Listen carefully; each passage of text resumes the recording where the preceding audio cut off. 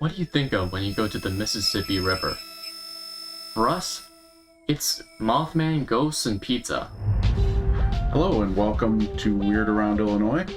Today we are going to take the show on the road and talk about our trip to Trempealeau and La Crosse, Wisconsin, right on the Mississippi River, where we are looking for Mothman, haunted pizza places, and whatever else may turn up while we're there.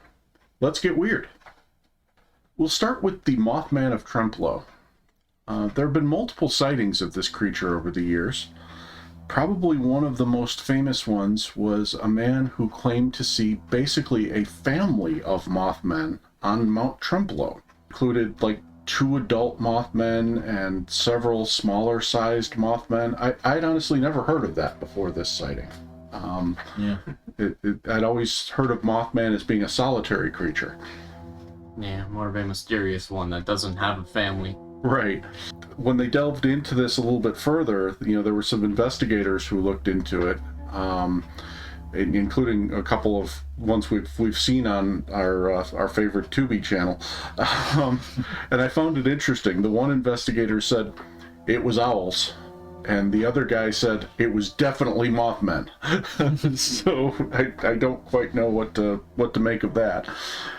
But also in that area, in La Crosse, there was a sighting of a man-bat, which, to me is pretty much the same thing as a Mothman. You still got the big leathery wings, you still have the huge eyes, so definitely thought that was worth checking out as well.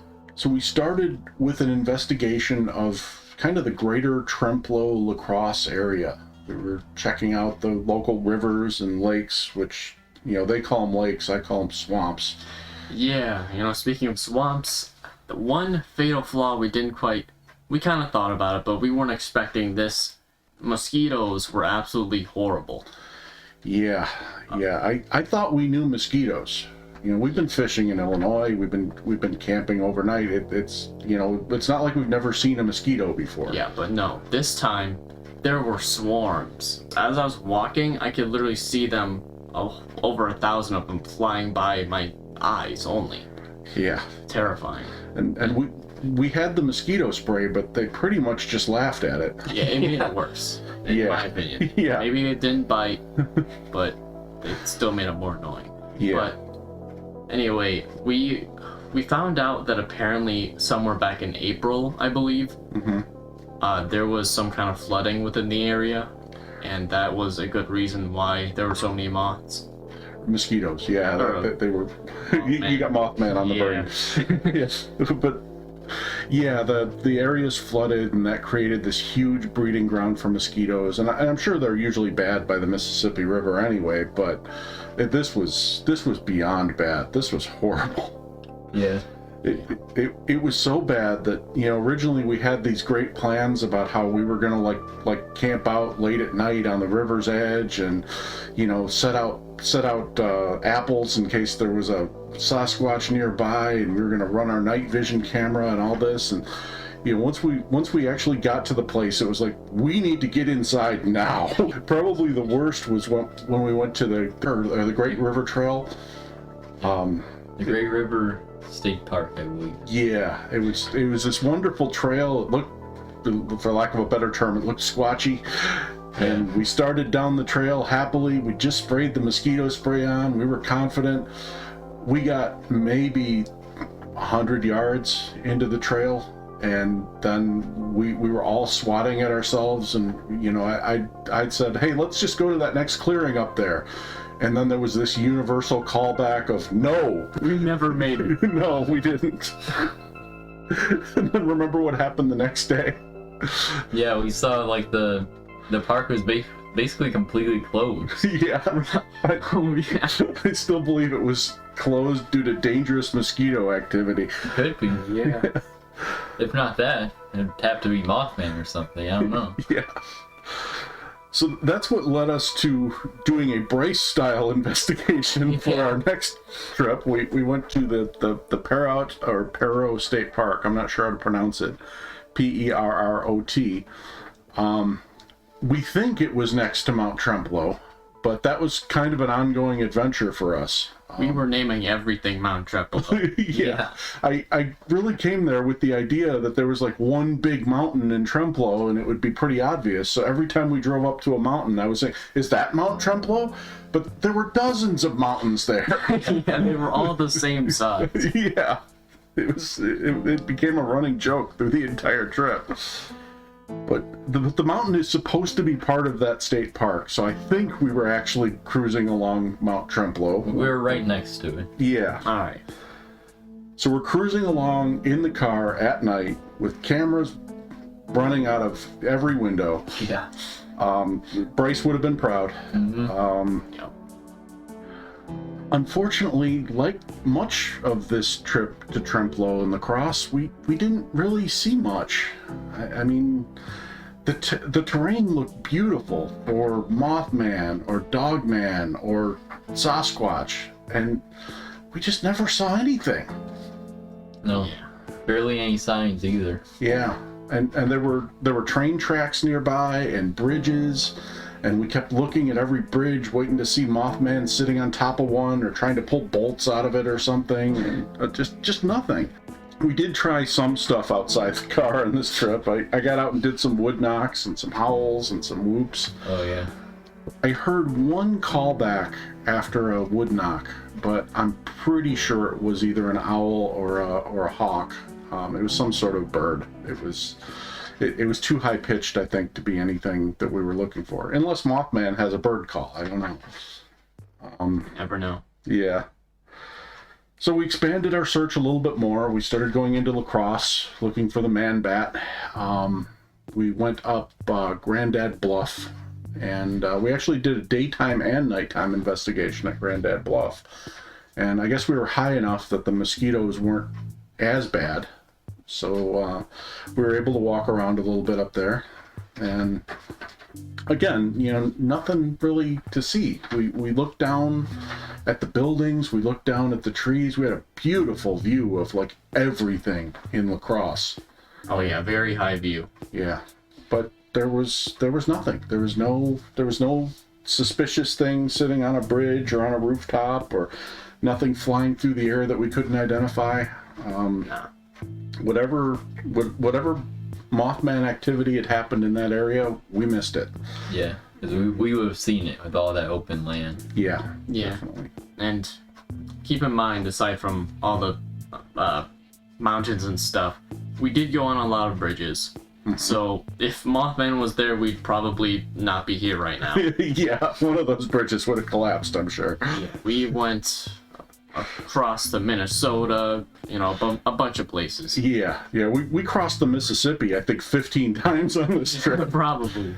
We also cruised up and down the Mississippi on a riverboat, so we were like looking at other bridges that we weren't driving across. Yeah. And looking at the shorelines on both sides, and we saw some eagles, but that was about the biggest flying thing we saw. Yeah, nothing else. Yeah.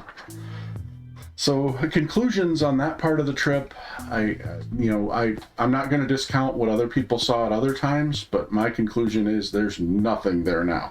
No.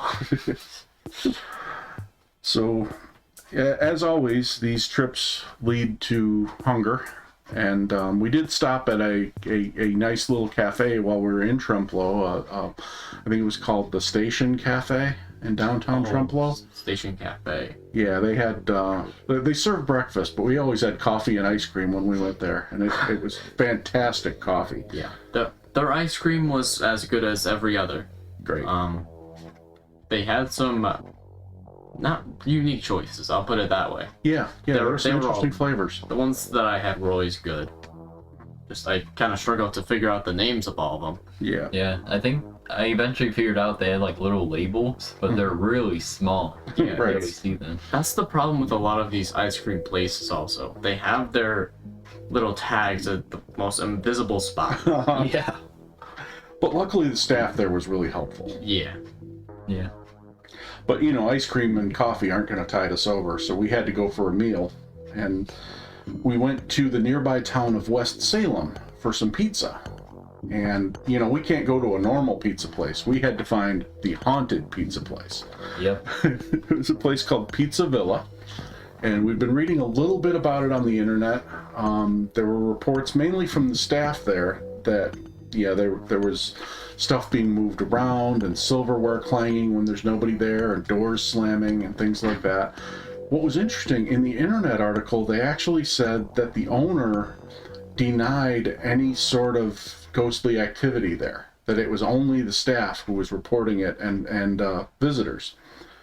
But we got to Pizza Villa, and the first thing that struck us when we walked in is there was like this table with candles on it, like one big blood red candle and a couple smaller candles. And my first thought is, oh my gosh, they were holding a seance in here. Yeah, keep in mind there's a Teenage Mutant Ninja Turtles thing right underneath, but it's not that serious.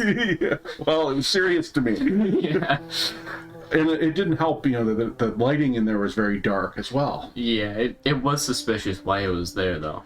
Yeah, so, the first thing I did, of course, is what I usually do. I asked the waiter about it. I'm like, hey, what's the deal with these candles? Is this because of the ghost reportings around here? Because he was just, no, I don't know anything about that. I don't know what the candles are for. It was a very confused. It kind of just was just a brief stare, and then looking back, like, I don't know. It's confusing look. Yeah, and I kind of got the feeling that he knew something and was told not to talk about it. But we ordered our food, and eventually the owner came back, kind of see how we were doing, and I think his name was Seth, if I remember right. Yeah. And I decided to ask him. Now, contrary to everything the internet report had said, he didn't seem to have a problem at all talking about the ghosts. In that article, I actually noticed in the comments there were like people who said their parents, who happened to be the owner, like had more information about this. So I actually kind of heard the opposite. Oh, okay. Yeah. At one point, I kind of thought that maybe the kids kind of set all those stories up, but at this point, I'm kind of confused. I don't understand it. Yeah.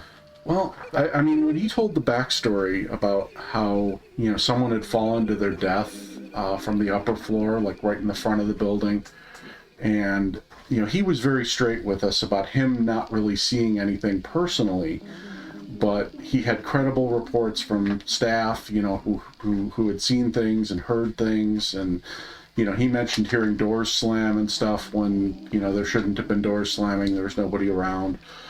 I don't know. I believed him. It seemed legit to me, and the fact that he wasn't billing this as a haunted restaurant. He didn't have like pictures of ghosts in the front or anything. Yeah, I could believe what he was saying, and especially the history. He pointed out the article in one of the hauntings magazines. Maybe we can throw a picture of that up on the video. But yeah, it's on screen. Oh, okay, cool. And the article was a short blurb in the article about Wisconsin hauntings, but it basically verified what we were there for. It was ghostly activity, mainly like a poltergeist kind of thing, with things being moved around. It doesn't look like anybody saw any apparitions or anything like that.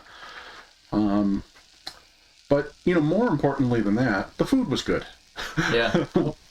The nachos, I was a little worried when he brought out the nachos. And again, nachos, Bryce style investigation, it all kind of connects. But when he first brought them out, I was like, well, this just kind of looks like Tostitos with nacho cheese sauce on it. But the plate was really big. They brought a lot of them, and it tasted really good. So I was like, all right, fine. They're nachos. I'll eat them. Nothing to complain about. No. And then for the pizza, in my opinion, we gambled correctly, going with the ultra thin crust instead of the thin crust. Because I have a thing about stuff that claims to be thin crust pizza that's actually like hand tossed pizza, which is like a medium crust. I have a feeling that's what the thin crust would have been. But the ultra thin crust was what I felt like thin crust should be. It was like paper thin, cracker thin, crispy in parts. The cheese was good. The sauce was kind of understated. It was a good pizza. Yeah. Sometimes I feel like they add like more cheese and sauce to those, almost like they try to make up for the crust. Right. Yeah. Exactly. And that's what's so special about it. Yeah. Yeah, my only regret was that we didn't order two, because the problem with ultra thin crust is it's not as filling. Right. Yeah. And they actually had some kind of special where if you order one pizza, you get one large pizza, you get another one for like $8 or something. And so, the whole time we're eating, I'm thinking for $8 we could have had another one of these. So, live and learn. Next time we'll order two. Yeah. I am curious what their like medium pizza would look like. Yeah. Like the pan or the regular thin crust? Probably, yeah, pan actually, now that I think about it. Yeah, I'd be willing to chance the pan there. I have a rule about not ordering the next step, though, the deep dish pizza. I don't order that anywhere but Chicago and the suburbs. I've been burned before. I'm gonna go back to the candle thing for a second. Mm-hmm. When we asked the owner about that, like the ghost stories and everything, Yeah. he quickly glanced at the candle. I found that kind of weird. That's right, he did. Yeah. Yeah, that made it even more sus. Yeah. He never once addressed the candles. He never said anything about the candles, but you're right, as soon as we asked him, he looks back at the candles. Yeah. It had me thinking, what are they covering up here? Exactly. There's two options. One, maybe he just looked at it because he was really confused. It may not have seemed like a big deal to him. Mm-hmm. But two, he might be hiding something with that. Yeah, I mean, did we just miss like some major seance where they were trying to contact what was in that building? Yeah, Maybe. Or maybe he was expecting another group of ghost investigators later that day, and he wanted to get us out of there before we ruined their investigation. We should have asked him about that candle. I don't think we even asked him. No, we didn't, because I was taking the other guy's explanation at face value, as suspicious as it was. Yeah, but he didn't actually give us like a straight answer. No, he just said, I don't know. Yeah. I don't know, but Pizza Villa, I certainly don't regret going there. It was a good story, and the place had a certain vibe to it, maybe because of the candles and the darkness, and good food. Yeah. Well, that's it for the Trempealeau and La Crosse and West Salem portion of our road trip. You'll be hearing more about some of the other places we visited soon. But we'd love to hear what you think, or if you've had any experiences in these areas, or if there's any other areas you think we should be checking out. Please let us know in the comments section. As always, thanks for listening, and thanks for subscribing.